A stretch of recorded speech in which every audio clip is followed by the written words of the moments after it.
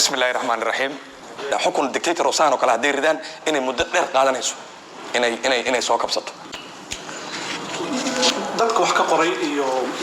hay'adaha wax ka qoray arrimihii ka dhacay Soomaaliya maxay ku saadaaliyeen markaad fiiriso sababaha aad leedahay hadan kugu celiyo waxaas oo dhan oo gabad falaa waa u dhacayo marka line ay dhacdo oo gumaad dhaco waxa dhalanaya caro waxa dhalanaya cabsi waxa dhalanaya colaad waxa dhalanaya nacayb waxa dhalanaya karaahiyo wax walba la socdo mar hadda dad laysid feeri asaga waxay ahayd jabhada kacay wadankan jabhadu waxay ahaayeen haddaad fiirisid jabhadu maxay ahaayeen dad asaga la shaqeyn jiray u badnaayeen ay ahaayeen oo xukunkiisa ku hoos jiray oo dareemay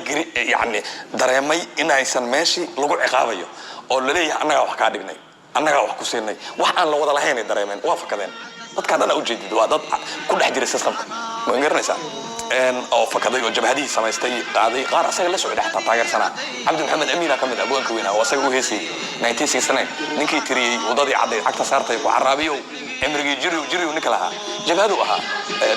تدبات بيت دباتكي إلا سديت اللي سجال كيو صار نقطة بحب سافر سوق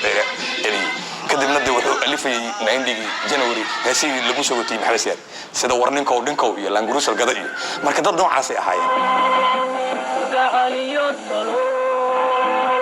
ما قدرت تسير باهدا قدرني قريقنا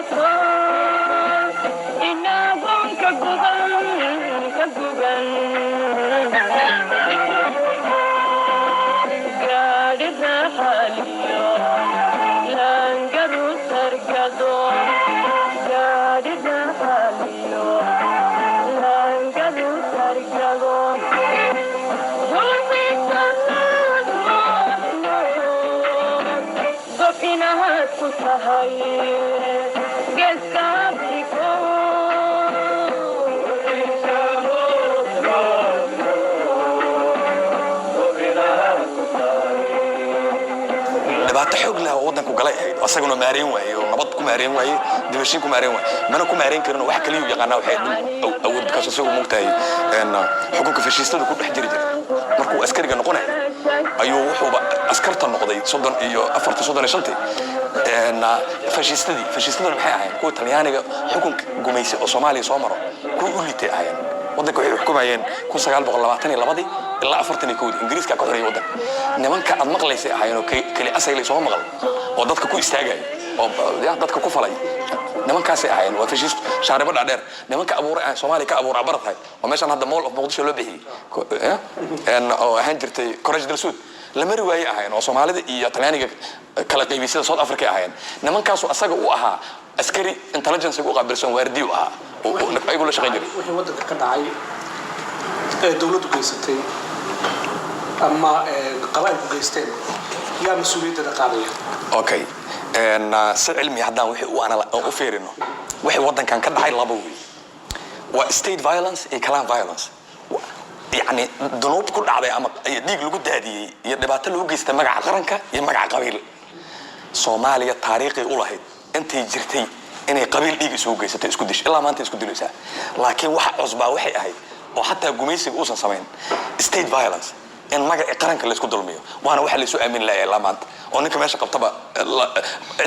التناسليس أما سود دي بس إسنجرين أو قبل الله حتى هاد سود دي بلاقيهن وهي وحلا بقية إنه الظلميه أو قبيل كيس هو اللي يكون كل عيو state violence يقع صبرك واحد صومالي كوضع حاليسو أو أي وضع الهيد أو يسوي حسكوي دينيسو لو أنا بهية إن محكمة جار الله صاروا وواحد لوجي استمع state violence وهي مجع الله بقى بيلوح سوق يست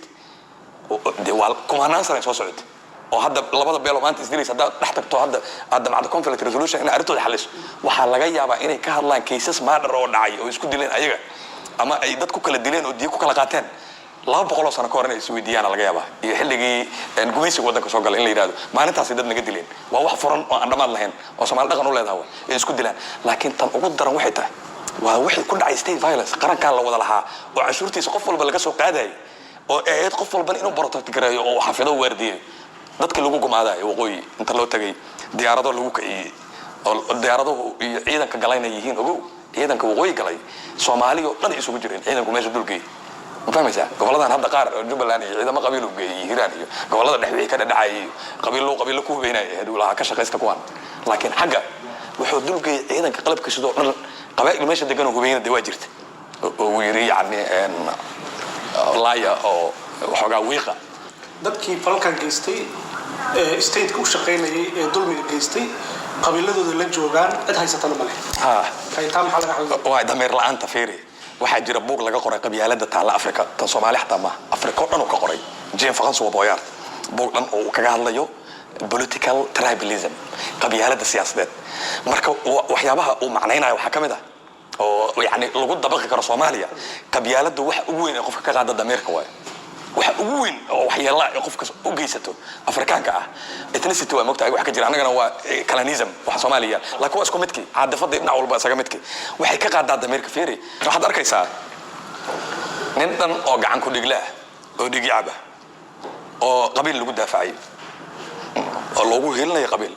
kan ugu heelinayana aansan eegayn islaamnimadii Soomaalinimadii ilaahay ka cabsigii wax dhan u safiirnay oo fiirinayo nin qabiilkayga ah ayaan daafacana u leeyahay oo uusan dhahin war dadkan uu gumaaday waa waxyaab kala waayo oo aan laga lagu bixin waana waxa ay Soomaalidu dhaqan u lahayd ma aha waxaan dhigi karnaa ku cusub yihiin waxa weligeed dhaqan u lahayd waa sidii qabiilka isku difaaci jireen ayay qarankii state ku difaacay state ka gormay daafacayaan hal mar ay daafacayaan waxay daafacayaan marka nin ayaga uu xukunka joogo markuu ka degmo daafacanayaan state waxa la yiraahdaa ma yaqaanaan hadda baar adiga hadda ku farmaajo daafacaya iyagu meel iyagu adiga dawladda dambe ma daafacayaan mucaarad ku yihiin ama ka soo horjeedaan ama waa ka aamusayaan ma sheeganayaan afka ka qabsanayaan inta maanta jirta ay wadaninimo fake ah ku tusayaan oo fabricated ah oo constructed ah oo creation la abuurayo oo calusaad ah in sarcada lagu tusaya wax ka jira ma jiraan ma xalabka arrimihii dhacay markaad fiiriso cumqiga ay leeyihiin siday ugu dheeryihiin see loo xallin karaa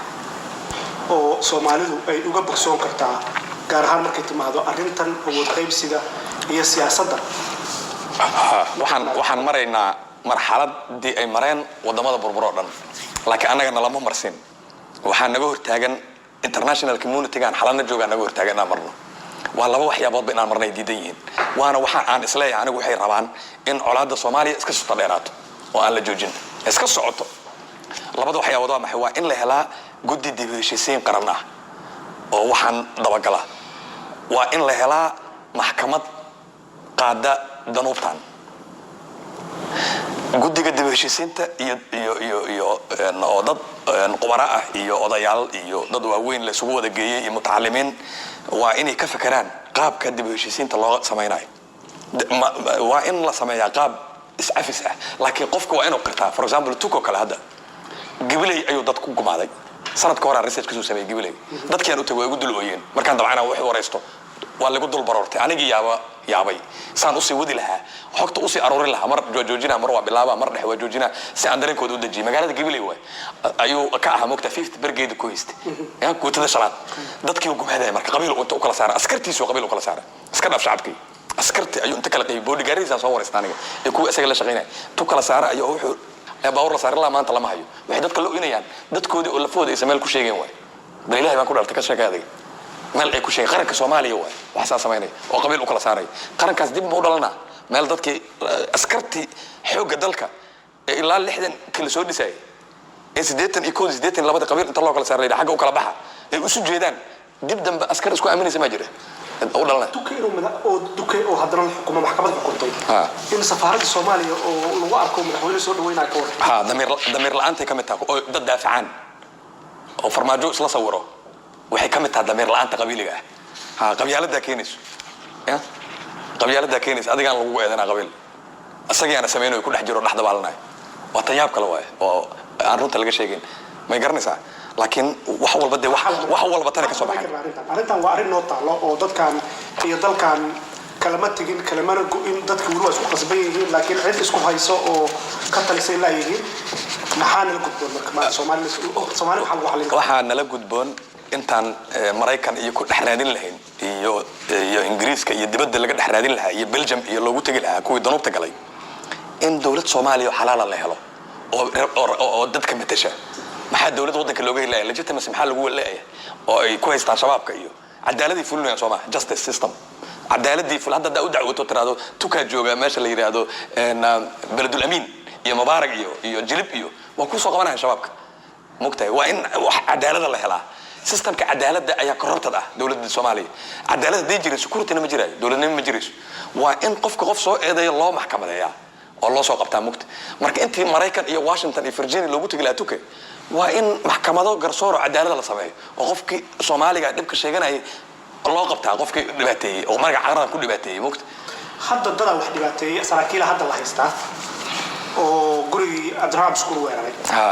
firi hadda waxa laga dhigayaa dawladii lacagteedii lagu daafacayaa dad noob galay oo war criminal ah oo adduunka ku dhagan adduunka kala dacwoonayo ku dhagan Soomaaliya xataa adduunka kala qeylinayo oo la danoobay galeen oo gumaad geysteen dad systemka dawladda maanta ku dhex jira oo Soomaalina ay wada ogtahay systemka ka mid yihiin madaxweynaha kamida ra'iisul wasaaraha kamida waxa soo galay kuwa ciidamada xukumo waa loo raacana hadda fiir farmaajo marka xukunka dabi soo moog sida Maxamed Ali Samatar inuu noqonayo oo gumaadka guriga Cabdiraxmaan Shukur ka dhacay asaga loo raacana baasaboor diblomaadaan wataan ninka ma yeelay sida Maxamed Ali Samatar loo dacweynaa oo loogu sheegana dambiga waxaana la weydiinaa war meeshan lix qof lagu aasay dharkoodii waa la soo faagi doonaa ogow kuwii la aasay kuwii aasaya sheegi doona markuu farmaajo meesha ka baxo meesha ay hadda ku jiraan ama lagala baxo ama lagu jiray meel kasta oo la geeyo kuwii sii geeya sheega Soomaali war uma kala qarsoona bari marka farmaajihii la fiiyaa la dul geynaa maxkamadda meesha ku dambeeyo hadda systemka in la isku dulmiyo oo powerka siyaasiyiinta qaar had shacabka kaliya lama dulmiyo siyaasiyiinta isku dulmiyo power kuwa isla joogay kuwa kale arinta wali waxa laga mabaran Soomaaliya marka fiiriso wuxuu gacan ku sameeyay hadda dimuqraadiyadda sheeganayna maxaa wax 10 oo laga bartay ma jirto waana la filayo ogow in xukun dictator imaanayo oo saan la isu galayo 22,000 Soomaali mid halkan jooga hadda oo odaya waayeel oo la yiraahdo professor Christopher Calafam oo professor jaamacadda Cambridge wuxuu dhigaa Cambridge hadda retire garoobay waa wadankan u dhashay buugu qoray